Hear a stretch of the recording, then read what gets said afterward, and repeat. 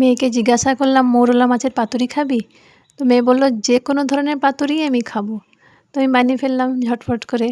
আর এই দেখো এখানে মৌরলা মাছ নিয়েছি আর আলু কুচি, পেঁয়াজ কুচি, এবার সবগুলোকে মাখাবো। আর মেয়ে কিন্তু বলে দিয়েছে মা লঙ্কা দেবে না, সেজন্য লঙ্কা কুচিগুলোকে সাইড করে রেখেছি, পরে মাখাবো।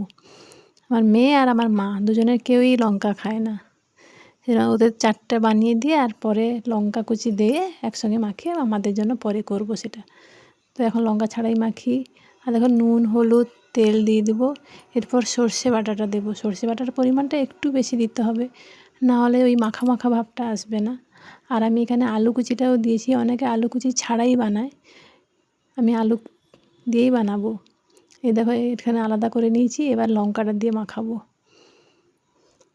তো এবার পাতাটাকে মুড়তে হবে, আর মুড়ার সময় ভিডিও করতে পারবো না, 2 হাত যেহেতু লাগাতে হবে।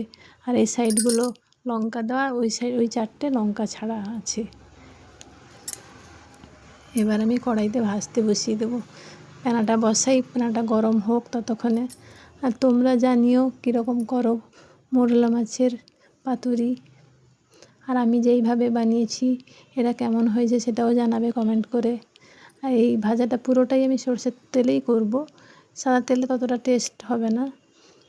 একটা একটা করে রেখে দিই, তারপরে চাপা দিয়ে দেবো, ততক্ষণে হতে থাক।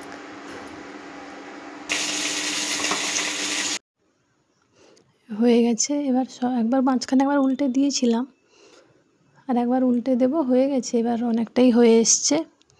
এবার উপর থেকে সরষের তেল ছড়িয়ে বন্ধ করে দেবো ওভেনটা।